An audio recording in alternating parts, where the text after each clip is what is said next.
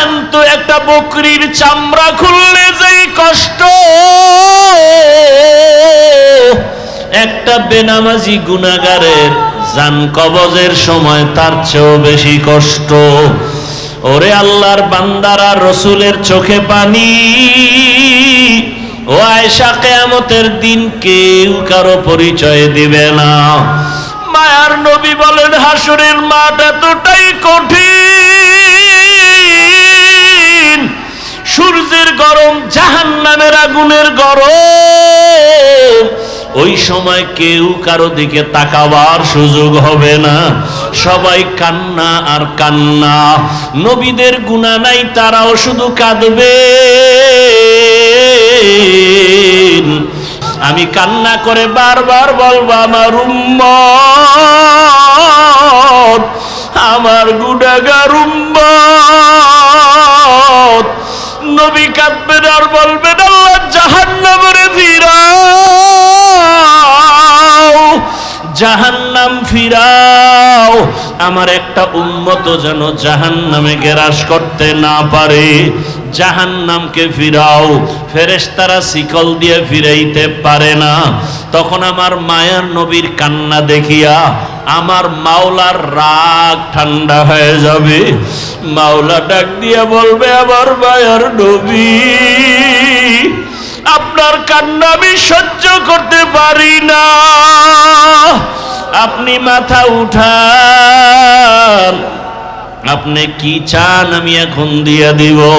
মায়ার নবী বলবেন, ইয়া রব, আমার উম্মতের জাহান্নামে দেওয়া যাবে না, জাহান্নামকে ফিরাইয়া দেন। আমার রব আমার নবীকে ঠান্ডা করার জন্য, রাজি ও খুশি করার জন্য কুদরতি হাতে একটু পানি দিবেন। আল্লাহ কুদরতি আওয়াজ দিয়া বলবে, ফেরেশতা, আমার এই পানিটা নিয়ে জাহান্নামের গায়ে ছিটাইয়া দাও। ফেরেশতারা পানি নিয়ে যখন ছিটাইয়া দিবে, জাহান্নাম দ্রুত গতিতে পেছনে ভাগতে থাকবে। ফেরেশতারা বলবেন, হে আমাদের রব, যেই জাহান্নামের শিকল দিয়ে ধরে রাখতে পারি না, এমন কি পানি দিলেন যে জাহান্নাম পেছনে দৌড়ায়। এটা কি বড় বরকতি জমজমের পানি, নাকি আবে হায়াতের পানি, নাকি এটা বীরে শেফার পানি, না সমুদ্রের কোনো পানি? ও আল্লাহ, এটা কেমন বরকতের পানি? আমার আল্লাহ তখন বলবেন, এটা সমুদ্রের কোনো পানি না, বীরে শেফার পানি না, জমজমের পানি না, এটা কোনো বৃষ্টির পানিও না। এই পানি আমার মায়ার নবীর গুনাহগার উম্মতের চোখের পানি।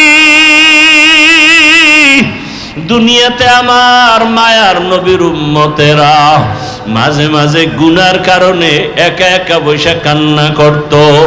আমারে মাঝে মাঝে ডাক দিয়া বলতো, আল্লাহুম্মা গফিরলি ওয়ারহামনি। ও আমার রব, আমি বড় গুনাহগার, জাহান্নামের আসামি। মানুষ আমাকে কত সম্মান করে, অথচ আমার গুনার কোনো শেষ নাই। মানুষ আমাকে মাওলানা বলে চেয়ার আগাইয়া দেয়, অথচ আমি মাওলা তোমার কাছে মানুষই হতে পারি নাই। গুনার কারণে আমার হাত না পাক, আমার চোখ না পাক, আমার জিহ্বা না পাক, গুনার কারণে আমার অন্তর না পাক। এই হাতের দ্বারা কত জুলুম করলাম, লেখার মাধ্যমে কত জুলুম, আঙ্গুল দিয়ে লেখলাম, জুলুম করলাম। জবানের দ্বারা কত মিথ্যা বললাম, এই জবানের দ্বারা কত গালি দিলাম, এই জবানের দ্বারা কত গীবত শেকায়াত করলাম। চোখটাও আমার গুনার কারণে নাপাক। মানুষ জানে আমি বড় বক্তা, কিন্তু মাওলা তুমি জানো আমি সারা রাত মোবাইলে তাকায় তাকায় বেগানার ছবি দেখতেছি। মানুষ জানে আমি মসজিদের ইমাম, কিন্তু আমি সারা রাত মোবাইল চালাই। মানুষ জানে না, তুমি তো জানো আমার চক্ষু দুইটা নাপাক, আমার হাত দুইটা নাপাক, আমার অন্তর পরিকল্পনার গুনার কারণে নাপাক। ও আল্লাহ, তুমি আমাকে মাফ করে দাও। এইভাবে কিছু আল্লাহর বান্দারা আল্লাহর কথা মোহাব্বত নিয়ে জাহান্নামের ভয়ে কান্না করে। কিয়ামতের ময়দানে গুনাহগার উম্মতের পানির ফোঁটা বৃথা যাবে না। ওই পানি দিয়া জাহান্নামের আগুন নিভাইয়া আল্লাহ বলবে, বান্দায় বিনা হিসাবে জান্নাতের বাগানে চলিয়া যাও, আমার মুহাম্মদ আমার প্রিয় হাবিবের হাতে কাউসারের পানি পান করো। রহমতের নবী বলেন, হে আয়েশা, আমি যদি কান্না করি, দুইটা কথা মনে পড়লে আমি চোখের পানি ধরে রাখতে পারি না রে আয়েশা। এক, আমার জীবনটা এমন একটা কষ্টের গেছে তুমি জানো না। আমার জীবন দুনিয়াতে আসছি বড় মুসিবতের সমাজে। আমি দুনিয়াতে আসার আগে আমার আব্বাকে হারাইয়া ফেলছি। জীবনে আসি আমি একবারও আব্বার চেহারাটাও দেখতে পারি নাই। আমার আব্বাকে আমি আব্বা বলে ডাক দিতেও পারি নাই। ও আয়েশা, 6 বছর বয়স তখন আমার আম্মা জানো দুনিয়া থেকে চলে গেছেন। আমি এখন মা হারা বাবা হারা বড় এতিম অসহায়। 8 বছর যখন আমার বয়স, আমার দাদা আব্দুল মুত্তালিব চলে গেছেন। এখন আমার আপন বলতে কেউ নাই। আমার দাদা বিদায় বেলা চাচা আবু তালিবের হাতে দিয়া বলছে, আমার নাতির যেন কোনো কষ্ট না হয়। দুনিয়াতে আসিয়া বাবারে দেখে নাই, মাকেও হারাইয়া আমার নাতি আমার পাশে রাতের বেলা ঘুমাইতো। মাঝে মাঝে ঘুমের মধ্যে মা মা বলে চিল্লে উঠত। আমি আদর করে এত দূর নিয়ে আসছি, আমার হায়াত বুঝি শেষ। ও আবু তালিব, আমার নাতির দেখাশোনা করিয়া রাখবি, কোনদিন আমার নাতি যেন কষ্ট না পায়। আম্মা জান আয়েশাকে নবী বলেন আর কাঁদেন, আয়েশা ওই সময় আমার আরবে চারদিকে দুশ্মন আর দুশ্মন। ওই সময় একমাত্র আমার আদরের মোহাব্বতের কেউ ছিল না চাচা আবু তালিব ছাড়া। এক পর্যায়ে আমার আল্লাহ আমাকে বিবাহের বয়সে নিয়া একজন আল্লাহর পেয়ারা বান্দি খাদিজাতুল কুবরা রাদিয়াল্লাহু আনহা, তার সাথে আমার বিবাহ হয়ে গেল। এমন একজন নারী বিধবা যার সন্তান আগে হয়ে গেল। 2 জন স্বামী হওয়ার পরে আমি তৃতীয়। ওই খাদিজা আমার ঘরে আসছেন। আমার এত অভাব ছিল, আমার ঘরে চুলায় আগুন জ্বলতো না, না খাইয়া কত কষ্ট করেছি। আরবের ধনী ছিল খাদিজা। ওই খাদিজা আমার মায়া আর মোহাব্বতে পড়িয়া সব সম্পদগুলো আমাকে হাদিয়া দিয়েছে। ও আয়েশা, জানো না আমি আবার সম্পদগুলো সব দান করে দিয়েছি। আমি এত কষ্ট করে করে জীবন কাটাইছি। আমার বংশের দুশ্মনেরা 3 বছরের মতো আমাকে শিয়াবে আবু তালিবের মধ্যে গৃহবন্দী করে রাখছে। খানা দেয় নাই, পানি দেয় নাই। দীর্ঘ 3 বছর আমি গাছের পাতা চাবাইয়া চাবাইয়া খাইয়া পেটের ক্ষুধা নিবারণ করেছি। ও আয়েশা, আমার কষ্ট দেখিয়া খাদিজাও ঘুমায় না। আমার পাশে আসিয়া ওই গাছের পাতা খাইয়া জীবন কাটাইছে। ওরে ওই আয়েশা, ওই খাদিজা আমার জন্য এত কোরবানি করেছে। ওই খাদিজার কথা মনে যখন আসে আমি চোখের পানি ধরে রাখতে পারি না।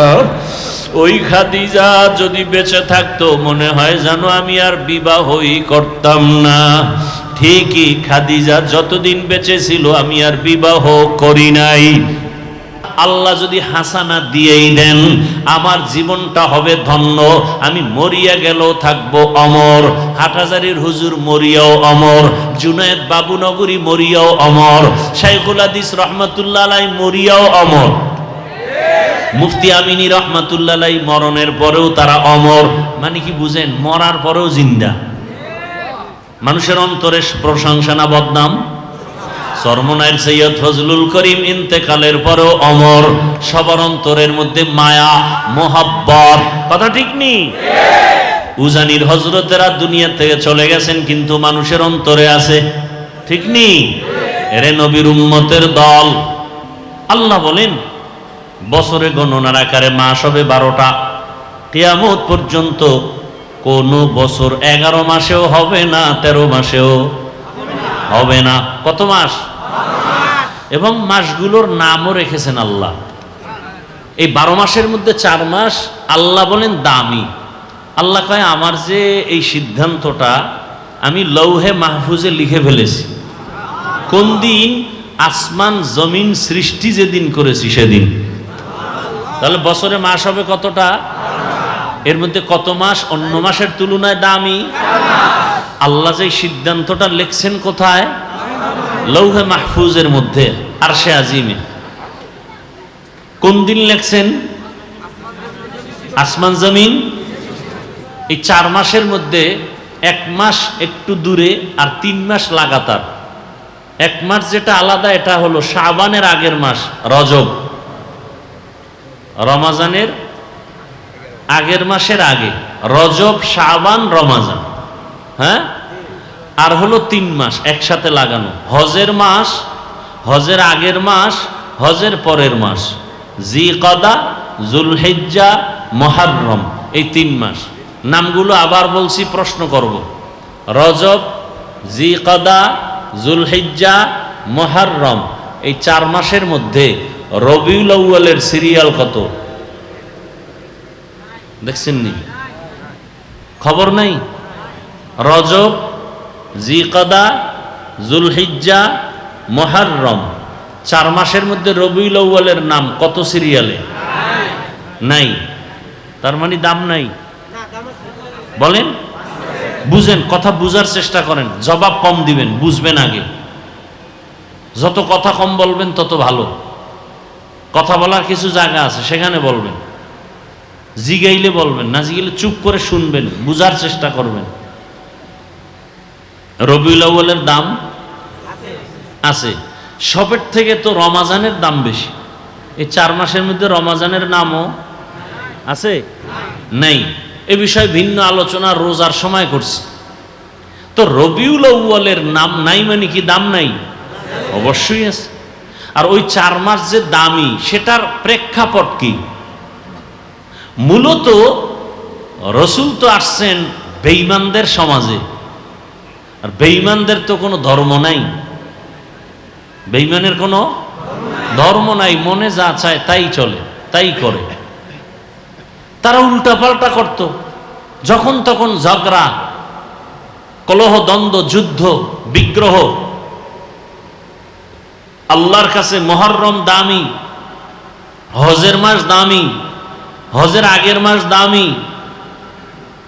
এই মাসগুলো আল্লাহ সম্মানিত ঘোষণা করে বুঝাইলেন, এই মাসগুলোতে কোনো যুদ্ধ করা যাবে না। যুদ্ধ করা সেটা সেই সময়ের আইন, ওই আইন আর এখন বলবৎ নেই। এখন ইসলামের স্বার্থে প্রয়োজন হলে রাষ্ট্রের সমস্ত উলামায়ে আহলে হক বসে বোর্ড গঠন করে ফতোয়া দিলে যে যুদ্ধ করা যাবে, জিহাদ করা যাবে, তো জিহাদ করা যাবে। এখানে কোনো মাস নির্দিষ্ট নেই। তো রবিউল আউয়াল এমন একটা মাস, অনেক ইতিহাসবিদরা এ বিষয়ে অনেক আলোচনা করেছেন। রবিউল আউয়াল রসুল দুনিয়াতে আসছেন, রসুল দুনিয়া থেকে চলে গেছেন। নবী আসছেন কোন মাসে, চলে গেছেন কোন মাসে? এটা কিছু ইতিহাসবিদদের মতামত, কিন্তু অনেক এই আষাঢ় মাস নিয়েও ইখতিলাফ করেছেন। কেউ বলছেন রমাজানে রসুল আসছেন, আরো মাসের নামও আছে। অধিকাংশের মতামত রবিউল আউয়ালে রসুল আসছেন, রবিউল আউয়াল মাসেই রসুল বিদায় নিছেন। তা রবিউল আউয়ালে আসলেন, রবিউল আউয়ালে বিদায় নিলেন, মধ্যখানে সময় কাটলো কতদিন? জবাব দেন। 63 বছর। আসার দিন ছিল সোমবার, যাওয়ার দিনও এই যে সোমবার দিন রসুলের আগমন, সোমবার দিন রসুলের বিদায়, এই কথায় কারো দ্বিমত নাই। তবে রবিউল আউয়াল নিয়ে দ্বিমত, তারিখ কবে এ নিয়েও দ্বিমত। কেউ বলেছেন রবিউল আউয়ালের 8, কেউ বলেছেন 9, কেউ বলেছেন 11, কেউ বলেছেন 12। তো রসুল রবিউল আউয়ালে সোমবার দিন আসছেন সুবহ সাদিকের সময়। রবিউল আউয়ালে রসুল বিদায় নিছেন সোমবার দিন জোহরের নামাজের আগে চাষতের সময়। রসুলের বিদায় চাষতের সময় সোমবার, কবরে দাফন হলো রসুলের বুধবার দিন গিয়া রাতের তাহাজ্জুদের সময়। দেরি হলো কেন? এটা ভিন্ন আলোচনা। মাইয়িতকে দেরি না করানো রসুলের আদেশ, দ্রুত দাফন করো, তো রসুলেরটা দেরি হলো কেন? সোমবার দিন ইন্তেকাল, বুধবার দিন গিয়া রাতের তাহাজ্জুদের সময় দাফন, দেরি হলো কেন? এটা ভিন্ন আলোচনা। তো রসুল কবে আসলেন, কখন আসলেন, এটা আমাদের উম্মতের জন্য অত ইম্পর্টেন্ট না, মারাত্মক না। উম্মতের জন্য জরুরি হলো রসুল কি নিয়ে আসলেন, উম্মতের কি দিয়ে গেলেন, উম্মতের করণীয় কি, এটা হলো মূল বিষয়। এটা কি মূল বিষয়? নবী কি নিয়ে আসলেন, কি নিয়ে গেলেন, এ বিষয়ে আলোচনা। অবশ্য আমি আয়াত পড়েছি ভিন্ন একটি, যেটা সচরাচর রসুলের শানে এ আয়াত ব্যবহার হয় না, কিন্তু আলোচনার বিস্তারিত সামষ্টিগতভাবে সব এখানে ঢুকানো আছে। আল্লাহ কি বলছেন আয়াতে? ইয়া আইয়ুহাল্লাযীনা আমানুত্তাকুল্লাহা হাক্কা তুকাতিহ, দুনিয়ার মুমিন তোমরা আল্লাহকে ভয় করো হক আদায় করে ভয় করার মতো। ওয়ালা তামুতুন্না ইল্লা ওয়া আনতুম মুসলিমুন, মুসলমান না হইয়া কেউ মরণ বরণ করিও না। মুসলমান হইতে গেলেই তো রসুল লাগবে, লাগবে না? লাগবে। রসুলের আদর্শ ছাড়া কেউ কোনোদিন মুসলমান হতে পারবে? সম্ভব? সম্ভব না। নবীজি কি বলছেন? হাদিসের একটু টুকরা পড়ছি, তরজমাটা বলে নেই। আলা কুল্লুকুম রাইন কুল্লুকুম মাসউলুন আন রাইয়াতিহি, সাবধান হে উম্মত, তোমরা প্রত্যেকেই দায়িত্বশীল। আল্লাহর আদালতে দায়িত্বের কারণে জবাবদিহিতার কাঠগড়ায় দাঁড়াতে হবে। তরজমা শেষ। এটার উপরে ব্যাখ্যা তাও আজ করব না। আয়াত নিয়ে কিছু কথা বলবো, ভূমিকায় রবিউল আউয়ালের কিছু কথা বলি। কারণ আরবি মাসের ফজিলত উম্মতের কাছে বয়ান করা এটা সওয়াবের কাজ। এটা কি সওয়াবের কাজ। রসুলের আদর্শ নিয়ে আলোচনা, রসুল কি নিয়ে আসলেন। এই আপনারা এমন করেন কেন? উঠার ব্যারাম থাকলে ঢুকলেন কেন? বদঅভ্যাস কেন? বাহিরে দাঁড়ায়া বয়ান শুনেন, কত সুযোগ। এই বদঅভ্যাস যাদের, এদের জন্যই তো কমিটি বাহিরে মাইক লাগাইছে। কি ঘরে বয়ে বয়ে বয়ান শুনবেন আর বিড়ি টানবেন? বেহেশতের প্যান্ডেলে ঢুইকা কেন উল্টা পাল্টা করবেন? নিজের ক্ষতি করবেন, অন্যের ক্ষতি করবেন কেন? আপনার কপালটা এত দুর্বল কেন? আল্লাহ সব ভাইকে হেদায়াত দান করুন, মাহফিল কবুল করেন, আয়োজনকারীদের কবুল করেন, দান সৎকারীদের কবুল করেন, মাহফিলের বরকতে গোটা দুনিয়াবাসীকে কবুল করেন, বিশেষ করে মুসলমানের ঈমান আমল ইজ্জতের হেফাজত করেন। প্রবাসে যারা আছে আল্লাহ তাদেরকে হেফাজত করেন, বাংলাদেশ হেফাজত করেন, জালেমদের জুলুম থেকে সবাইকে হেফাজত করেন, জালেমদের আল্লাহ হেদায়াত দান করেন। আল্লাহর ইলমে জালেমদের যদি হেদায়েত না থাকে ধ্বংস করে দেন। কবরওয়ালাদের জান্নাত দান করেন। আমরা যারা বেঁচে আছি দীর্ঘ নেক হায়াত দান করেন। অসুস্থ যারা সুস্থতার নিয়ামত দান করেন। কামাই রুজি ব্যবসায় সবার হালাল বরকতি রিজিক দান করেন। দোয়াগুলোর দরকার নাই কারো? আমিন আল্লাহর কাছে যাবে না? আল্লাহ কবুল করেন।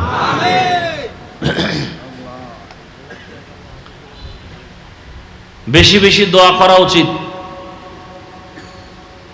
আন্তর্জাতিক হালাত বিশেষ করে মুসলমানের জন্য ঈমান নিয়ে বাঁচতে চাইলে মরতে চাইলে বহু বিপদ সামনে অপেক্ষা করতেছে, বহু বিপদ। আমার দেশে বড় বিপদ ওলামায়ে কেরাম এক না হওয়া, এটা কিয়ামতের চেয়েও মহাবিপদ। এজন্য বেশি দোয়া করেন আল্লাহ ওলামায়ে কেরামদের এক নেক বানায় দেন। আজকে যদি ওলামায়ে কেরাম এক হতে পারেন, বাংলাদেশে কোনো মাস্তান, কোনো বেঈমান, কোনো নাস্তিক, কোনো পাওয়ারওয়ালা ওলামায়ে কেরামের অনুমতি ছাড়া কথা বলার দুঃসাহস পাবে না। এই জন্যই তো ওরা আলেমদের এক হতে দেয় না। আলেম ওলামা যেন এক হতে না পারে সেজন্য কোটি কোটি টাকা ব্যয় করা হচ্ছে পেছনে। বুঝেন কিছু? খবর নাই। আর আপনারা তালে তাল মিলাইয়া ফট করে একটু কিছু পাইছেন, ফেসবুকে লিখে দিয়েছেন। আলেমের বিরুদ্ধে আপনারা আউজুবিল্লাহ পারেন না, আপনারা লেখেন কেন? কি লাভ আপনার বলেন তো? চরমনের বিরুদ্ধে লেখলে আপনার কি ফায়দা? আপনারা চেনে কে? তাবলীগের বিরুদ্ধে লেখলে আপনার কি লাভ? বরং আপনার কপালটা পুড়ে যাবে, পোড়া কপালে আর জোড়া লাগবে না। কে বলছে আলেমের বিরুদ্ধে আপনাকে আঘাত করতে? মৌমাছির বাসায় মধু আছে, যে কেউ গিয়া ঢিল মারলে মধু পাবে না, আঘাত পেয়ে জাগাত বেহুশ হয়ে যাবে। আলেমের বিরুদ্ধে কথা বলার দুঃসাহস আপনাকে কে দিয়েছে? মায়ের অভিশপ্ত সন্তান ছাড়া কোনো ব্যক্তি আলেমের বিরুদ্ধে কথা বলতে পারে না। এদের উপরে মা বাবার অভিশাপ। প্রকাশ্যে যারা আলেমকে অসম্মানী করতে চায় এরা মা বাবার অভিশপ্ত সন্তান।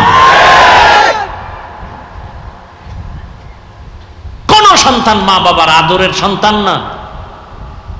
ওলামায়ে কেরামকে উম্মতের সামনে যারা লজ্জিত করতে চায়, ছোট করতে চায়, এ সমস্ত মানুষগুলো অবশ্যই পিতামাতার অভিশাপ পাওয়া সন্তান। কারণ মায়ের অন্তরে কষ্ট দিয়ে বরদোয়া নিছে, এই বেদবি শুরু হয়ে গেছে। আল্লাহ হেদায়েত দান করুন। এই কথাগুলো কেন বলি? এই জাতি আর কোনোদিন নবী পাবে ইসলামের দাওয়াতে?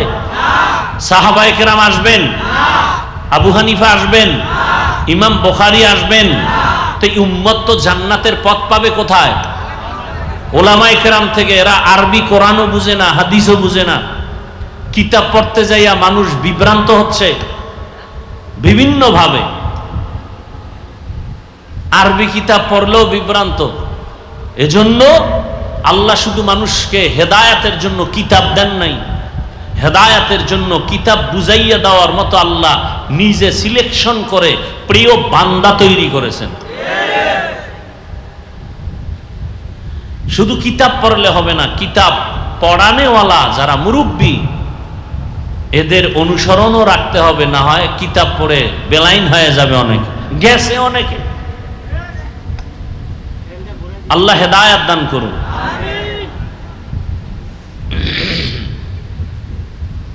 অতএব ওলামায়ে কেরামের সম্মান বাড়ানোর প্রচেষ্টা করা উচিত, সহযোগিতা করা উচিত। একান্ত কিছু না পারলে চুপ থাকা উচিত।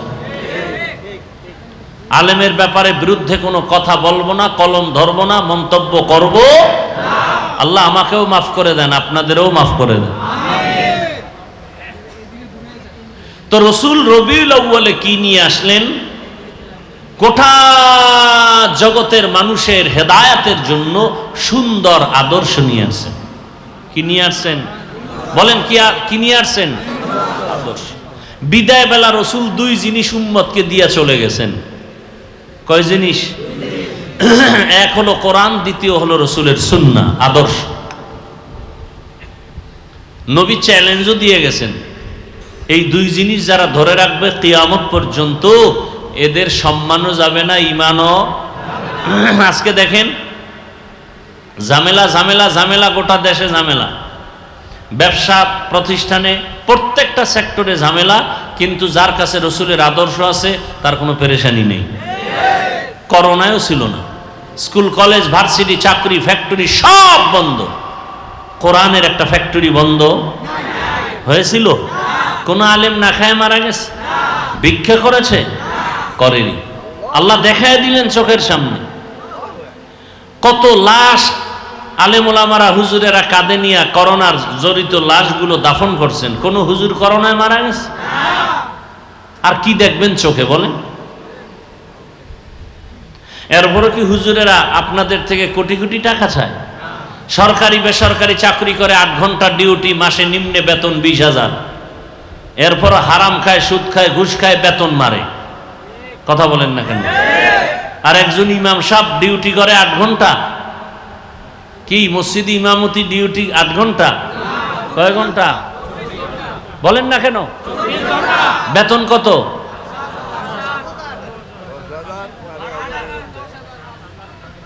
যেই জুলুমটা করেন, আমরা চেয়ারে বইলে তো সব পিড়ে মেরে ফেলাইতাম। যে জুলুমেরও তো একটা সীমানা থাকা উচিত। 8 ঘন্টা ডিউটি করে 20,000 টাকা যদি পায়, আর ডান বামে টেবিলের তলে আরো খায় হারাম, আর 24 ঘন্টা ডিউটি করে পবিত্র আলেম, তার বেতন 5,000 হবে, সভাপতি দিবে 100, সেক্রেটারি আরো ধনী সে দিবে 50। কেন? বেশি দিলে সভাপতির সাথে বেদবি হবে। আছে না নাই? এরপরে দুর্ব্যবহার কত প্রকার, আর কোনো সীমানা নেই। কি নোটিশ জারি করে দিছি, ইমাম সাহেব বয়ান চলবে ধুম, মজার বয়ান, তবে রাজনীতি নয়। আপনি কি করেন? সুলাইমান নবীর সিংহাসনে আছেন? কয় না, দুনিয়ার যত নোংরা রাজনীতি আছে তার আমি গডফাদার। কথা বলেন না কেন? তো নোংরা রাজনীতি যদি কেউ করে, তারে কমিটিতে রাখেন কেন? ইমাম সাহেব রাজনীতি করবে, করলে কোরআনেরটা করবে, সুলাইমান নবীর আইনেরটা, আল্লাহর আইনেরটা করবে, মদিনারটা করবে, নোংরাটা করবে না। এতে দোষ। আর আপনি নোংরা করলে কোনো দোষ নাই, হুজুর বলে কেন সেই দোষ। এক হুজুর সুদের বিরুদ্ধে ওয়াজ করছে, কমিটি বলে আপনি 1 মাসের জন্য বাড়িতে ছুটি নেন, ঘুরে আসেন। আছে না নাই?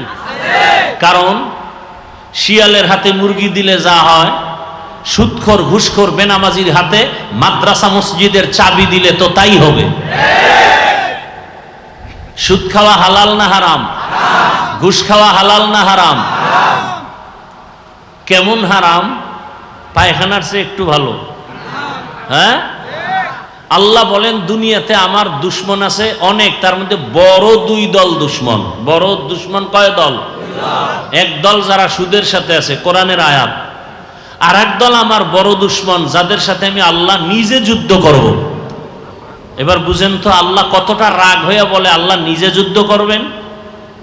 এক দল সুদের সাথে জড়িত, আর এক দল ওলি আউলিয়া পছন্দ করে না, দুশ্মনী করে। আল্লাহ বলেন এরাও আমার বড় দুশ্মন। এজন্যই তো আমি বলি, সারা বাংলাদেশে চ্যালেঞ্জ দিয়ে বলি, যারা ওলি আউলিয়া মানে না, এরা কোরআন হাদিস মানে না, এরা ভণ্ড। এদের যারা ভণ্ড বলে না, তারাও ভণ্ড। এই বয়ান যদি মসজিদে জুমায় কোনো ইমাম সাহেব করে, উপায় আছে? বলবে যে 1 মাসের ছুটি। কে? এজন্য আবরার সাহেব বলে গেছেন না, সব দেখার দিন শেষ। কে দেখছেন? ওনার আওয়াজ নেই। এখানে বইয়া কয় এটি ভোটের আগে টাকা খাইবো পায়খানার নামে, বইয়ের বউর পেটটার খানা হারাম করবে, মাইয়া পোলার রক্তটারে হারাম করে ফেলবে ভোটের টাকা খাইয়া। এত বড় নিকৃষ্ট মানুষ হতে পারে? নিজে হারাম খায়, তোমার শিশু বাচ্চা নিষ্পাপ, রক্ত পবিত্র, ওকে কেন হারাম টাকা খাওয়াও? বাপ নামের কলঙ্ক, স্বামী নামের কলঙ্ক। তুমি হারাম খাবা, হুজুরদের সাথে চ্যালেঞ্জ দিয়া খাইয়া মর, জনমের মতো খাও, কিন্তু নিষ্পাপ বাচ্চার কি অপরাধ? ওই বাচ্চাটার রক্ত পবিত্র, ওকে হারাম ঢুকাইয়া কেন রক্ত নাপাক করেছো? তোমাকে এই অধিকার আল্লাহ তো দেননি। স্ত্রীর রক্ত নাপাক করতেছো হারাম টাকা দিয়া। আল্লাহ হেদায়েত দান করুন। মুসিবত। আর এই হারাম খাইবে যারা, সুদ ঘুষ, নামাজ হবে না, রোজা হবে না, তেলাওয়াত হবে না, মোনাজাত কবুল হবে না, হজ করলে সওয়াব হবে না, কে বলবে এই কথাগুলো জাতিকে? কে বলবে? তবে আমাকে হুজুর বলছেন, যেহেতু হুজুরগো বয়ান শুনবা না, ওই ভোটের আগে টাকা খাবাই, এরকম যারা কসম খাইছো এরা খাইলে কম খাইও না, জনমের মতো খাইও, বাকি ভোটটা দিবা ইসলামের পক্ষে। টাকা খাওয়ার সময় বলবা ভাই খাওয়া, মনের মতো খাওয়া, ভোট না দিলেও দোয়া দিমু। যেহেতু হুজুরগো বয়ান শুনবা না, খাবাই, ও খাইয়া ওরে ফকির বানাও, কারণ ওর বাবার টাকা না, জনগণের টাকা। এটা কাগো কইছি, সবাই কইছি। যারা হুজুরগো বয়ান শুনবে না ও খাইবেই। কুকুরের বিরিয়ানি দিল, হাজি বিরিয়ানি খাওয়ার পরে কি পেট ভরবে? নর জাতিগত অভ্যাস, ময়লা খাবেই। কি? আল্লাহ হেদায়েত দান করুন। হ্যাঁ, রাগ করতেছেন? ইয়া আইয়ুহাল্লাযীনা আমানুত্তাকুল্লাহা হাক্কা তুকাতিহি ওয়া লা তামুতুন্না ইল্লা ওয়া আনতুম মুসলিমুন। আল্লাহ মুমিনদেরকে দুইটা কর্মসূচি দিলেন। কেন দিলেন? আল্লাহ বলেন, আমি মুমিনকে বিনা হিসাবে জান্নাত দিতে চাই। সুবহানাল্লাহ। না জান্নাতে যাইতে চান তো ইনশাআল্লাহ? যারা আজকে ফজর পড়েন নাই, জোহর পড়েন নাই, আসর, মাগরিব, এশা পড়েন নাই, আপনার কোন জান্নাত? জান্নাতুল ফেরদাউস। হ্যাঁ, নবীজি বলেন বেঈমান আর মুমিনের মধ্যে ব্যবধান হলো নামাজ। বাইনাল আবদি ওয়া বাইনাল কুফরি তারকুস সালাহ। বেঈমানেরা নামাজ পড়ে না, মুমিনেরা নামাজ ছাড়ে না। নামাজ কত ওয়াক্ত? শুক্রবার দিন শুধু? তাহলে জোরে বলেন, প্রতিদিন পড়া লাগবে। বলেন বলেন। মাঝে মাঝে ছেড়ে দেওয়া যাবে? যাবে না? কি বলেন? আপনারাই বললেন নামাজ পড়তে হবে, ছেড়ে দেওয়ার কোনো সুযোগ? এরপরও যারা নামাজ পড়েন না, আল্লাহর কাছে কি জবাব নিয়ে দাঁড়াবেন? কয়দিন? অনেকদিন বাঁচবেন। একদল বিয়ে করে নাই, এরা কয় বিয়ার পরে ধরবো। আর যারা বিয়ে করছে এরা অজুহাত পেশ করে সন্তান হওয়ার পর। যাগো সন্তান হয়ে গেছে কয় আর একটু বয়স বেড়ে নিক। কিন্তু বহু আল্লাহর বান্দা বিয়া করার পরে নামাজ ধরবে বলিয়া কপালে বিয়ে নাই, আজরাইল আইসা টিকিট নিয়ে হাজির হয়ে গেছে। আবার বহু বান্দা বিয়া করছে, নামাজ ধরে না বলে সন্তান হওয়ার পরে সন্তান হইছে পেটে রাইখা স্বামী চলে গেছে। বানায় বলতেছি। ইদানিং কালে যত মরণের লাশের খবর দেখি, বেশিরভাগ যুবক আর যুবতী। ঠিক নি? বুড়ারা খুব কম মরে, যুবকরা বেশি মরে। না মরলে এখন নতুন সংস্কৃতি বাইর হইছে, পিডাইয়া মারে। কি মরবি না? তোরে ফিডায় মারুম। কনটাকে মারে, কনটাকে। কিতে মারে? হায় হায়, কি জানি হইব দেশের হালাত। কেন যেন ভয় লাগে, ভয়। অনেকে ভাবতেছেন সোনার বাংলায় এত সুন্দর সুযোগ আসে নাই। আমি তো দেখি অন্য সময়ের চেয়ে ভয়, অনেক ভয়। ডাইনে অন্ধকার, বামে অন্ধকার, সামনে অন্ধকার, পেছনে অন্ধকার, বড় কঠিন হালাত। আমি যদি আলেমের বিরুদ্ধে বয়ান করি, আর এক আলেম আমার বিরুদ্ধে নাম নিয়ে বয়ান করে, তাহলে কিয়ামতের আর বাকি কি? সাধারণ মানুষ যে আলেমদের দেখা নিজের ঈমান আমল ঠিক করবে, সেই আলেমদের ব্যাপারে যদি আবার উলামায়ে কেরাম মাইক লইয়া মাঠে ময়দানে বদনাম করে, তাহলে এই দেশে শান্তির আশা করা যায় না। যায় না। যেই ঘরে স্বামী আর স্ত্রী আলাদা রুমে ঘুমায় কত আরামে, সন্তান বড় হলে আলাদা করে দেয়, দুইজনার মোহাব্বতে ওই বাগান সাজে সুন্দর। কিন্তু অবস্থা যদি এমন হয়, স্ত্রী স্বামীর বিরুদ্ধে লাইভে আসছে, এরম নাই? স্বামী স্ত্রীর বিরুদ্ধে লাইভ দেয়, সব তো লাইভ বয়। লাইভ বয় পারে না বাথরুমে গিয়ে লাইভ দেয়, অনেকে মক্কা মদিনা গিয়েও লাইভ দেয়। ওরা মনে হয় যেন যাই একটু লাইভ দেওয়ার জন্য।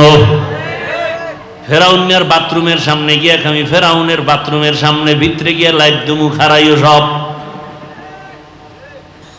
রসুলের রওজায় গিয়া চোখের পানি রাখা যায় না, কিন্তু এই দুনিয়াদারেরা মোবাইল নিয়ে ছবি তুলতে তুলতে পাগল হয়ে যায়, লাইভ দিয়ে জোরে জোরে চিল্লায় বউয়ের সাথে কথা বলে। কি বলবো? আল্লাহ হেদায়েত দান করুন, মোবাইলের গুনাহ থেকে হেফাজত করেন। কেউ এ বয়ান করে না, এক সময় করার মানুষও থাকবে না। চরমনায় সৈয়দ ফজলুল করিম রাহমাতুল্লাহ আলাইহি বলতেন, বাবা এমন একটা সময় আসতেছে পর্দার বয়ানও চলবে না, মানুষ পর্দা না করতে না করতে পর্দা চিনবেও না। দস্তারখান যে একটা সুন্নত, এটা অনেকের জানা নাই। মেসওয়াক, এটাও অনেকের আলোচনা নাই, জানাও নাই। কি মেসওয়াক আছে কার? ব্রাশ, ব্রাশ, মেসওয়াক নাই। অথচ মেসওয়াকের যে এত ফজিলাত, মেসওয়াকের অনেকগুলো ফজিলাত। ওই মসজিদের মধ্যে, এটা মসজিদ না, মসজিদের মধ্যে ফাজাইলে একটা আমাল আছে, মোটা কিতাব, তালিম হয়, হয়নি? ওটার মধ্যে কিন্তু একটা চ্যাপ্টার আছে ফাজাইলে মেসওয়াক। বা বাংলাদেশে এখন লাইব্রেরিতে বাংলা কিতাব আছে মেসওয়াকের ফজিলাত। মেসওয়াক, যারা ঠিক মতো মেসওয়াক করবে তাদের দাঁতে পোকা হবে না। ঠিক মতো যারা, আমি তো ব্রাশ করি, মেসওয়াকও করি, দেখলাম যে মেসওয়াকের মতো পরিষ্কার দাঁত হয় না। আমি দেখছি তো। মেসওয়াক যারা ঠিক মতো করবে তাদের মুখে দুর্গন্ধ থাকবে না। কেউ যদি ঘুমের আগে মেসওয়াক করে ঘুমায়, আর কণ্ঠ কোনোদিন বসবে না। ঘুমের থেকে উঠে মেসওয়াক করবে, তার জীবনে যত পুরস্কার পাবে এর মধ্যে বড় পুরস্কার মরণকালে কালেমা জারি হয়ে যাবে।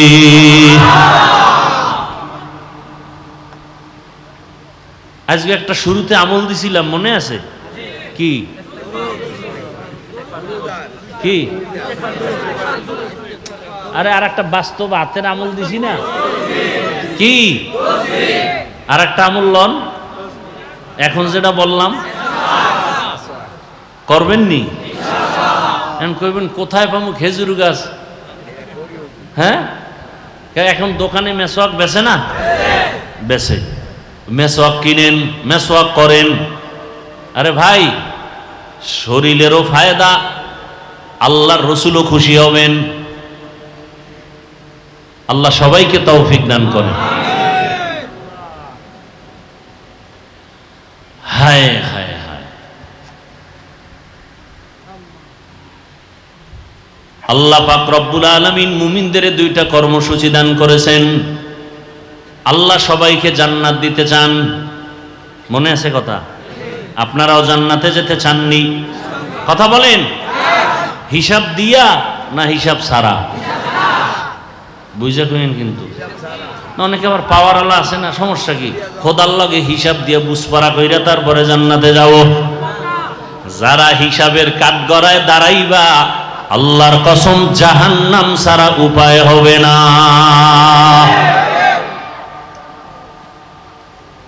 এই জন্যই তো রহমতের নবী বারবার দোয়া পড়তেন, আল্লাহুম্মা হাসিবনি হিসাবাই ইয়াসিরা। এই দোয়াটা পড়েন কি, আল্লাহুম্মা হাসিবনি হিসাবাই ইয়াসিরা, আল্লাহুম্মা হাসিবনি হিসাবাই ইয়াসিরা। আর একটা সহজ দোয়া সব সময় পড়বেন, রব্বানা আতিনা ফিদ দুনিয়া হাসানা ওয়া ফিল আখিরাতি হাসানা ওয়া কিনা আযাবান নার। পাওয়ারফুল দোয়া, রব্বানা আতিনা, হে আমার রব আমাকে দাও, ফিদ দুনিয়া, দুনিয়ায় হাসানা, সব কল্যাণ, দুনিয়ার সব কল্যাণ আমারে, অকল্যাণ দিও না। আর কি, ওয়া ফিল আখিরাতি হাসানা, আখিরাতের কল্যাণ আমারও দাও। দুনিয়ার কল্যাণ, ঝগড়া হবে না, ভালো স্ত্রী পাবো, সন্তান নিয়ে পেরেশানি থাকবে না। হাসানা, দুনিয়ার ভালো, আমি 5 ওয়াক্ত নামাজ পড়ব, কষ্ট হবে না, অসুস্থতার ব্যারামে আমার ইবাদত ছুটবে না, আমি ব্যবসায় যাব, হালাল ভাবে বরকত দিন দিন হতেই থাকবে, মিথ্যা কথার অভ্যাস হবে না, গালি দেওয়ার অভ্যাস আসবে না, গীবত শিকায়াত করার অভ্যাস আমার হবে না, বেপরদায় চলার অভ্যাস হবে না। আল্লাহ যদি হাসানা দিয়েই দেন, আমার জীবনটা হবে ধন্য, আমি মরিয়া গেলেও থাকবো অমর, হাটহাজারীর হুজুর মরিয়াও অমর, জুনায়েদ বাবুনগরী মরিয়াও অমর, শাইখুল হাদিস রহমাতুল্লাহ আলাইহি মরিয়াও অমর, মুফতি আমিনী রহমাতুল্লাহ আলাইহি মরণের পরেও তারা অমর। মানে কি বুঝেন, মরার পরেও জিন্দা। মানুষের অন্তরে প্রশংসা না বদনাম? সরমনাইল সৈয়দ ফজলুল করিম ইন্তেকালের পরেও অমর, সবার অন্তরের মধ্যে মায়া মোহাব্বত, কথা ঠিক নেই? উজানির হজরতেরা দুনিয়া থেকে চলে গেছেন, কিন্তু মানুষের অন্তরে আছে, ঠিক নেই? এরে নবীর উম্মতের দল, হাসানা, দুনিয়ার সব কল্যাণ, আখিরাতের কল্যাণ কি? ও আল্লাহ, হাসরের ময়দানটা যখন কায়েম হয়ে যাবে, আরাফার ময়দান হবে হাসরের মাঠ, সারা দুনিয়া হাসরের মাঠ, আরাফার ময়দান মক্কার পার্শ্বে, আল্লাহর বিচারালয় স্টেজ হবে, আদালত, নারীরাও উলঙ্গ দাঁড়াবে, পুরুষেরাও উলঙ্গ দাঁড়াবে। একদিকে সূর্যের গরম, আল্লাহ বলবে সূর্য নিচে আয়, নিচে আইসা তোর যত মুখ আছে নিচে কর, যত গরম আছে সব জমিনে ছাড়। সূর্যের গরমে মাটির জমিনটা পুড়িয়া তামা হয়ে যাবে, লোহা হবে না কেন? সূর্যের গরমে জমিনটা পুড়িয়া স্বর্ণ হবে না কেন? রূপা হবে না কেন? তামা হওয়ার কারণ, ওদিন তো ইনসাফের বিচার হবে। স্বর্ণের মধ্যে ওই গুণ নাই, তামার মধ্যে যে গুণ আছে, রূপার মধ্যে নাই, লোহার মধ্যে নাই। বলে কেমন? বলে লোহার এক অংশ গরম করলে ভিন্ন অংশ গরম হবে না, স্বর্ণ তাই এক, রূপাও এক। তামা এমন একটা ধাতু, এক অংশ গরম হলে পুরা অংশটাই সাথে সাথে গরম হয়ে যাবে। নারীরা উলঙ্গ, পুরুষেরাও উলঙ্গ দাঁড়াবে। অন্যদিকে আবার জাহান্নামের আওয়াজ, এত বিশাল জাহান্নামের গুরিম গুরিম আওয়াজ হবে। হাসরের ময়দানে সূর্যের গরমে মানুষ বেকারার হয়ে যাবে, ওদিকে জাহান্নামের আওয়াজ, জাহান্নামের আওয়াজে হাসরের ময়দানটা থর থর করে কেঁপে উঠবে। জাহান্নাম চিল্লায় বলবে, ও দয়ার মালিক, জাহান্নামের ক্ষুধা নিবারণের জন্য সমস্ত গুনাহগারগুলো আমার পেটের মধ্যে দাও, বেনামাজিগুলো আমার পেটে দাও, বেপরদাওয়ালারা কোথায় আমার পেটের মধ্যে দাও। জাহান্নামের চিৎকারে হাসরের ময়দানটা থর থর করে কেঁপে উঠবে। শুধু কি তাই, হাসরের ময়দান এতটাই যে কঠিন,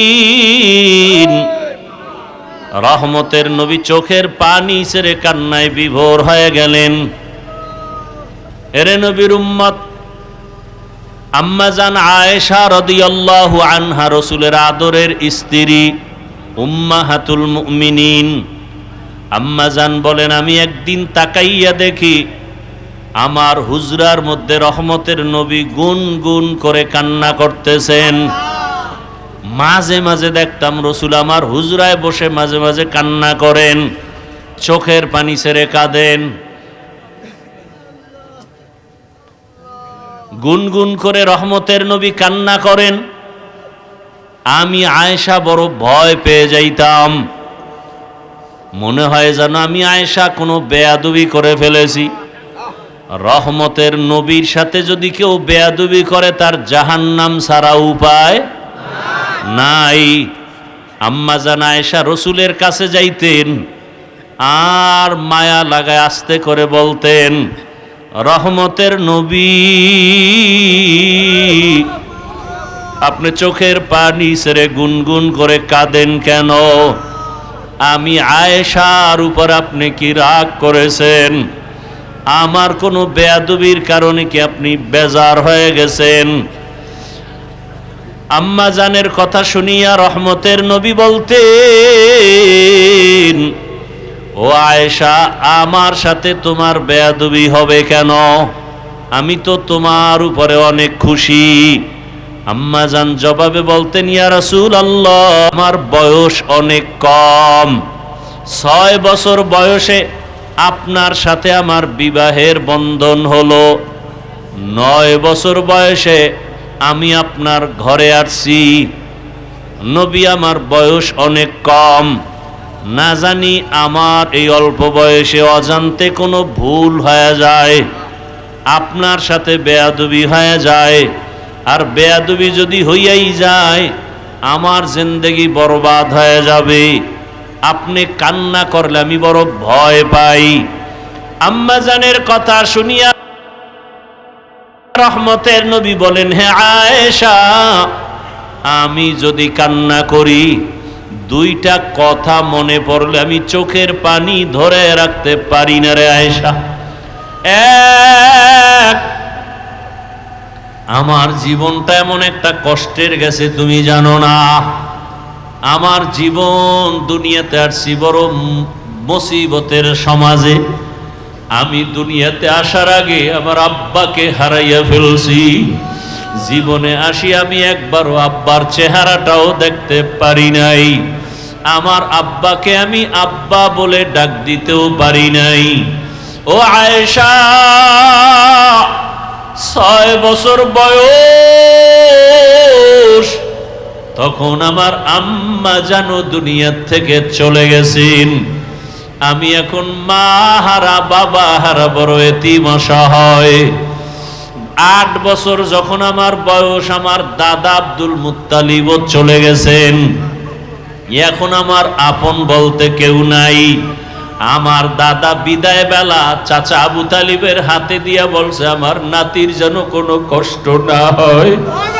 দুনিয়াতে আসিয়া বাবারে দেখে নাই, মাকেও হারাইয়া আমার নাতি আমার পাশে রাতের বেলা ঘুমাইতো। মাঝে মাঝে ঘুমের মধ্যে মা মা বলে চিল্লায় উঠত।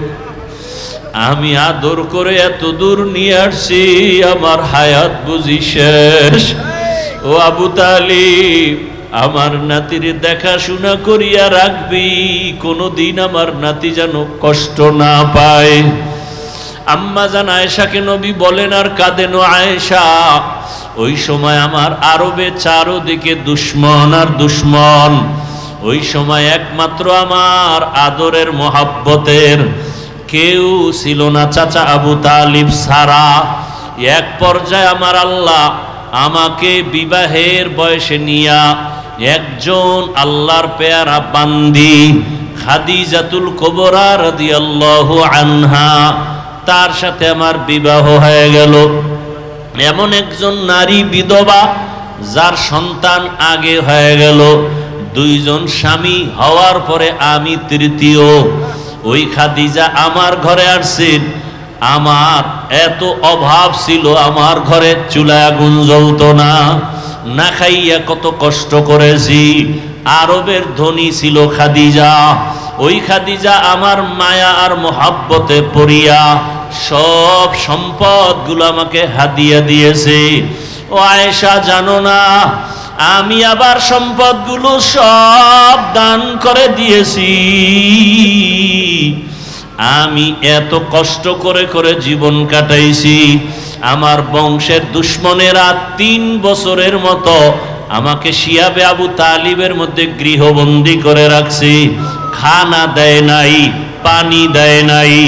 দীর্ঘ 3 বছর আমি গাছের পাতা চাবাইয়া চাবাইয়া খাইয়া পেটের ক্ষুধা নিবারণ করেছি। ও আয়েশা, আমার কষ্ট দেখিয়া খাদিজাও ঘুমায় না, আমার পাশে আসিয়া ওই গাছের পাতা খাইয়া জীবন কাটাইছে। ওরে ওই আয়েশা, ওই খাদিজা আমার জন্য এত কোরবানি করেছে। ওই খাদিজার কথা মনে যখন আসে আমি চোখের পানি ধরে রাখতে পারি না। ওই খাদিজা যদি বেঁচে থাকতো মনে হয় যেন আমি আর বিবাহই করতাম না। ঠিকই, খাদিজা যতদিন বেঁচে ছিল আমি আর বিবাহ করি নাই। আর একটা কথা যখন আমার মনে পড়ে আমি তখন একা একা বড় কান্না করি। আম্মাজান আয়েশা বলেন, ইয়া রাসূলুল্লাহ, কি কথা মনে করে কাঁদেন? বলে, হাসরের ময়দানে আমার উম্মতের কি উপায় হবে এই চিন্তায় কান্না করি। আম্মাজান বলেন, হাসরের ময়দানে আবার কি হবে? আম্মাজানকে রাসূল কান্না করে বুঝাইতেছেন, রে আয়েশা, কিয়ামতের ময়দানে এমন কঠিন হালাত, যদি কেউ খাঁটি মুসলমান না হইয়া কবরের বিছানায় যায়, জ্যান্ত একটা বকরির চামড়া খুললে যেই কষ্ট, একটা বেনামাজি গুনাহগারের জান কবজের সময় তার চেয়েও বেশি কষ্ট। ওরে আল্লাহর বান্দারা, রসুলের চোখে পানি। ও আয়েশা, কিয়ামতের দিন কেউ কারো পরিচয় দিবে না। এমন অবস্থা হবে, জাহান্নামের আওয়াজ, সূর্যের গরম, গুনাহগারের মাথার মগজগুলো টাস টাস করে ফেটে যাবে, পেটের সমস্ত নারী ভুঁড়ি পায়খানার রাস্তা দিয়ে পড়তে থাকবে। নবীরা পর্যন্ত কান্না শুরু করবেন, উম্মতের কথা ভুলিয়া নিজের চিন্তায় কান্না করবেন। ইব্রাহিম নবী কাঁদবেন, নিজের জন্য আদম নবী কাঁদবেন, মূসা নবী নিজের চিন্তায় কান্না করবেন। নারী পুরুষ সব উলঙ্গ। আম্মাজান বলেন, ইয়া রাসূলুল্লাহ, নারী আর পুরুষ যদি উলঙ্গ দাঁড়ায় লজ্জা কি লাগবে না? মায়ার নবী বলেন, হাসরের মাঠ এতটাই কঠিন, সূর্যের গরম, জাহান্নামের আগুনের গরম, ওই সময় কেউ কারো দিকে তাকাবার সুযোগ হবে না, সবাই কান্না আর কান্না। নবীদের গুনাহ নাই, তারাও শুধু কাঁদবে। এমন এক অবস্থার ভেতরে আমার আল্লাহ সেদিন আর দয়ার নজর না দিয়া প্রথমে আল্লাহ রাগ হইয়া একটা আওয়াজ দিবেন, লিমানিল মুলকুল ইয়াউম লিল্লাহিল ওয়াহিদিল কাহ্হার। আল্লাহ পাকের কুদরতি আওয়াজে হাসরের ময়দানটা থরথর করে কেঁপে উঠবে। ওদিকে সূর্যের গরম, অন্যদিকে জাহান্নামের আওয়াজ। আল্লাহ বলবে, জাহান্নাম অপেক্ষা কর, বিচারটা শেষ করার পরে তারপরে তোর আশা পূরণ করব। জাহান্নাম আল্লাহর কথা না মানিয়া সামনে আগাবে পেটের ক্ষুধার তাড়নায়। আল্লাহ অর্ডার করবে ফেরেশতারা, জাহান্নাম যদি সামনে আগাইয়া যায় আমি বিচার কাজ শেষ করতে পারবো না, জাহান্নামকে রশি লাগাও, 70,000 শিকল দিয়া বাঁধিয়া পেছন দিকে টেনে ধরো, আসতে যেন না পারে। কিন্তু তারপরও আল্লাহর অর্ডারে শিকল লাগাইয়া জাহান্নামকে ধরে রাখতে পারবে না। রহমতের নবী বলেন, জাহান্নামের এমন আওয়াজ, হাসরের ময়দানটা এমন কঠিন হালাত হবে, এমন অবস্থা দেখে আমি আর সহ্য করতে না পাইরা সেজদায় পড়ে যাব। আমি সেজদায় পড়িয়া কান্না শুরু করব। সূর্যের গরম সহ্য করা যায় না, জাহান্নামের আওয়াজ সহ্য করা যায় না।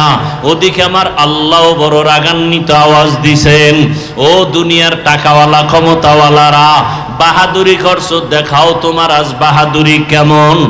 এমন অবস্থা আমি সেজদায় পড়িয়া কান্না শুরু করব।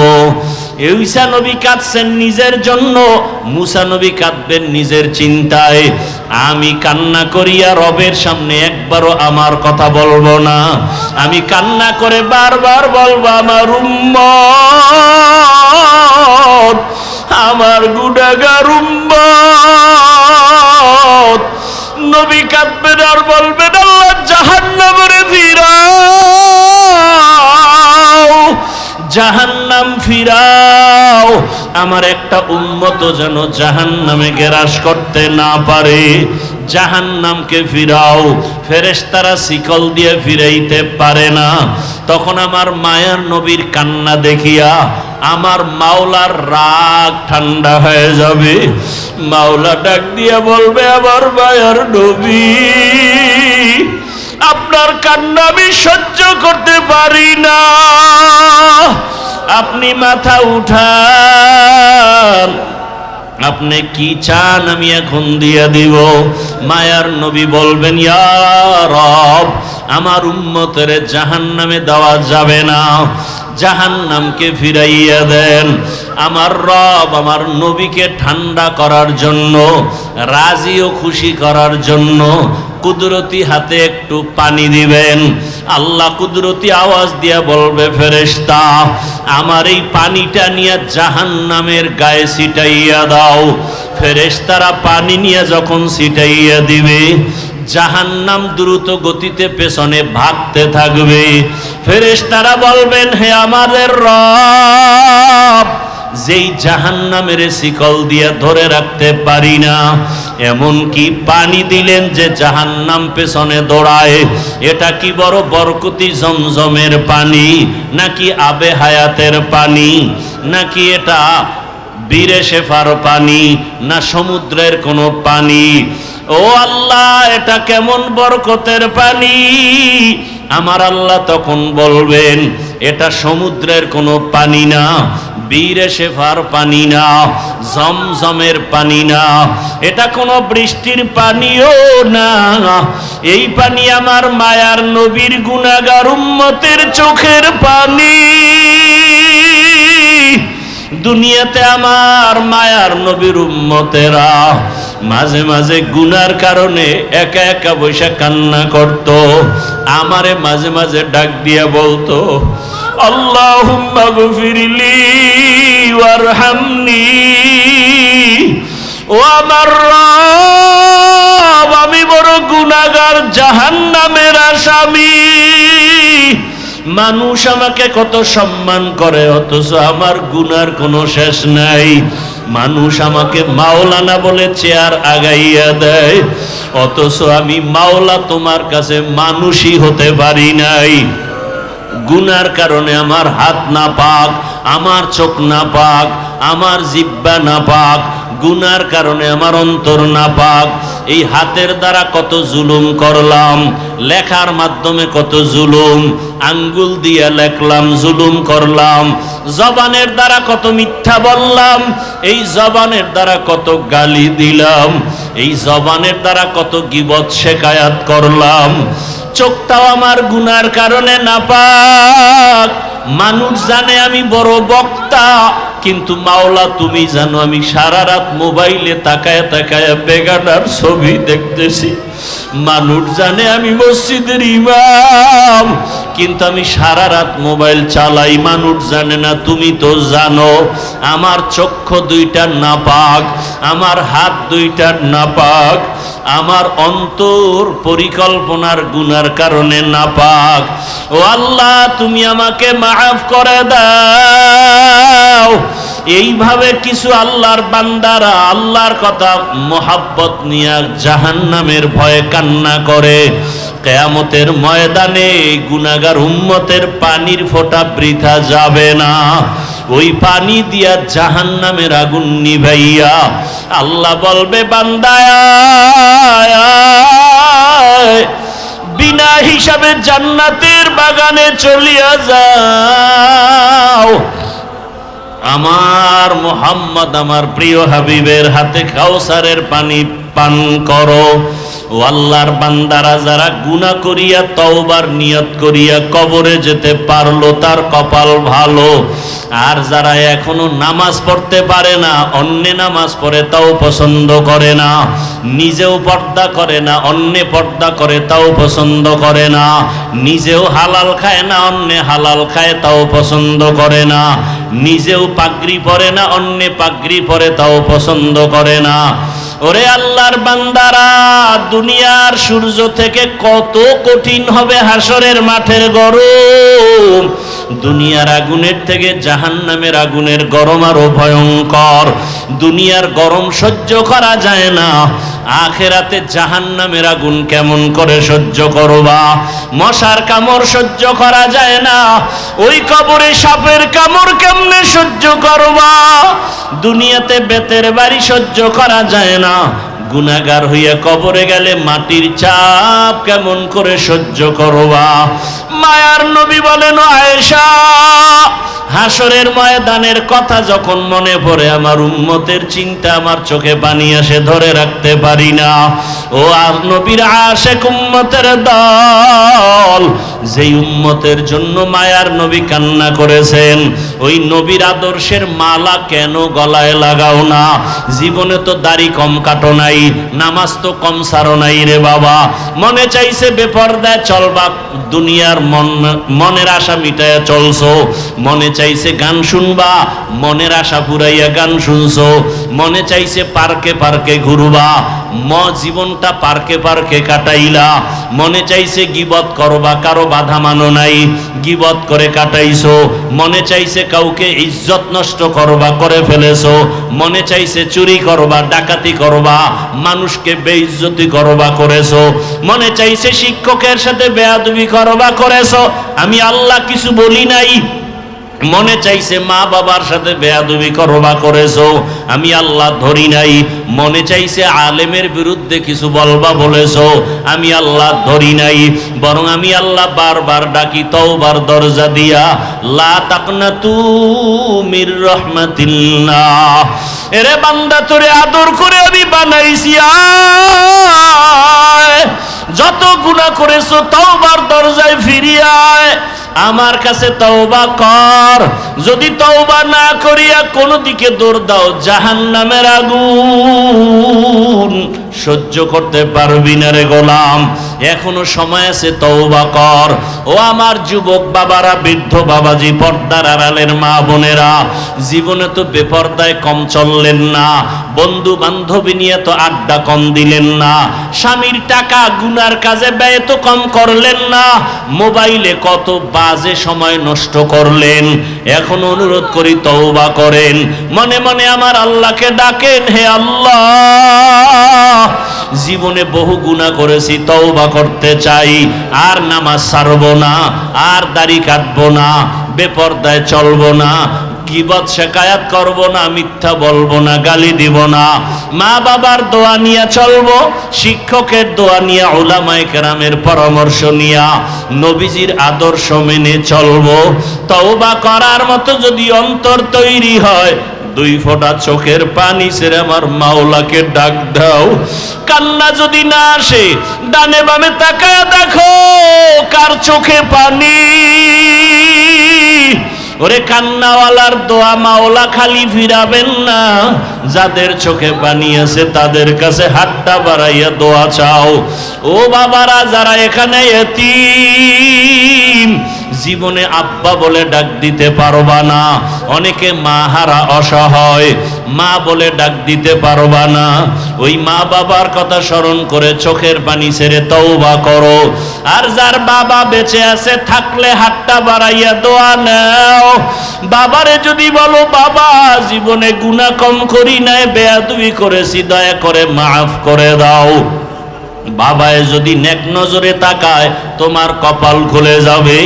বাসায় গিয়া যদি পারো মায়ের হাতটা ধরিয়া বলিও, মা জীবনে বহু কষ্ট দিয়েছি, তোমার হক আদায় করতে পারি নাই, মনে কত কষ্ট দেওয়ার কারণে তুমি গোপনে একা একা কান্না করেছো, মা তোমার দোয়া ছাড়া তো আমি মানুষ হইতে পারি নাই, তোমার চোখের পানি আর দোয়ার কারণে আজকে চেয়ারে বসছি, তোমার চোখের পানি আর দোয়ার কারণে আজকে সম্মানের মালিক।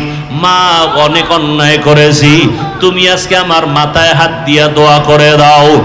মা যদি এ কথা শুনে দেখবা চোখে পানি, মা চোখের পানি দিয়া নরম দিলে ডাকবে, বাবা আয় আয়, মাথায় হাতটা দিয়া ডাকবে, আর সে আজিমের মালিক আমার সন্তানটাকে তুমি মাফ করে দাও। ওই মা বাবার দোয়া ছাড়া লেখাপড়ায় সফলতা আসবে না, চাকরির জীবনে সফলতা আসবে না, মা বাবার দোয়া ছাড়া জীবন সফল হবে না। আল্লাহর কাছে খাঁটি অন্তরে তওবা করো, মরিয়া গেল আর গুনাহ করব না। মা বাবার দোয়া নিয়া, শিক্ষকের দোয়া নিয়া, ওলামায়ে কেরামের পরামর্শ নিয়া, নবীজির আদর্শ মেনে জীবন কাটাবো। আল্লাহ আমাদের সবাইকে কবুল করেন। আলহামদুলিল্লাহি রাব্বিল আলামিন, ওয়াসসালাতু ওয়াসসালামু আলা সাইয়্যিদিল আমবিয়াই ওয়াল মুরসালিন ওয়া আলা আলিহি ওয়া আসহাবিহি আজমাইন। ইয়া আরহামার রাহিমিন, ইয়া আরহামার রাহিমিন, ইয়া আরহামার রাহিমিন। রব্বিরহামহুমা কামা রব্বায়ানি সগীরা। আল্লাহুম্মা ইন্নাকা আফুউন কারীম তুহিব্বুল আফওয়া ফা'ফু আন্না। আল্লাহুম্মা ইন্না নাসআলুকা রিযাকা ওয়াল জান্নাহ ওয়া নাউযু বিকা মিন সাখাতিকা ওয়ান নার। আল্লাহুম্মা আরহামনি বিতারকিল মাআসি। আল্লাহুম্মা আরহামনি বিতারকিল মাআসি। আল্লাহুম্মা আরহামনি বিতারকিল মাআসি। ইয়া হাইয়্যু ইয়া হালিমু ইয়া আজিজু ইয়া কারীম বিহাক্কি ইয়্যাকা না'বুদু ওয়া ইয়্যাকা নাস্তাঈন। আল্লাহুম্মা ইন্না নাসআলুকা ইলমান নাফিআ ওয়া রিজকান ওয়াসিআ ওয়া শিফাআম মিন কুল্লি দা'। আল্লাহুম্মা ইন্না নাউযু বিকা মিনাল বারাসি ওয়াল জুনুনি ওয়াল জুযামি ওয়া সাইয়্যিল আসকাম। রব্বি ইশরাহ লি সাদরি ওয়া ইয়াসসির লি আমরি ওয়াহলুল উকদাতাম মিন লিসানি ইয়াফকাহু কওলি। ও দয়ার মালিক, কুদরতের নজর দিয়া তাকাইয়া দেখেন দুনিয়ার বাড়িওয়ালাদের দরওয়াজাগুলো বন্ধ, আপনার রহমতের দরজা খোলা। কত উলামায়ে কেরাম আপনার কুদরতি রহমতের দরজায় হাজির, কত মুরব্বী, হাজী সাহেব, ব্যবসায়ী, চাকরিজীবীরা হাজির। আয় আল্লাহ, মা বোনেরাও হাজির, আমার যুবক ছাত্র বাবারাও হাজির। আমরা সবাই জাহান্নামের আসামি, গুনাহগার। গুনার কথা স্মরণ করিয়া আপনার দরওয়াজায় আসছি। জীবনে বহু অন্যায় করে ফেলেছি শয়তানের ধোকায়, গুনার কারণে আমার জীবনটা অপবিত্র। দুনিয়ার মানুষ আমার গুনার খবর জানে না, যদি জানতো কেউ সম্মানের নজরে দেখতো না। ও আল্লাহ, আপনি কত যে দয়ার মালিক। এত অন্যায় করার পরে রাগ করিয়া ফালাইয়া দেন নাই, খানা বন্ধ করেন নাই, পানি বন্ধ করেন নাই। আজকে তওবার নিয়তে হাজির হয়ে গেছি, আর গুনাহ করব না রে আল্লাহ, আর নামাজ ছাড়বো না, বেপরদায় চলবো না, আয় আল্লাহ দাড়ি কাটবো না, আয় আল্লাহ আর হাতের গুনাহ, চোখের গুনাহ, অন্তরের গুনাহ করব না, জবানের গুনাহ করব না। আয় আল্লাহ, মা বাবার দোয়া নিয়া, শিক্ষকের দোয়া নিয়া, ওলামায়ে কেরামের পরামর্শ নিয়া, নবীর আদর্শ মেনে চলবো। আমাদের তওবা কবুল করে নেন, তওবার উপরে মজবুত হইয়া চলার তৌফিক দান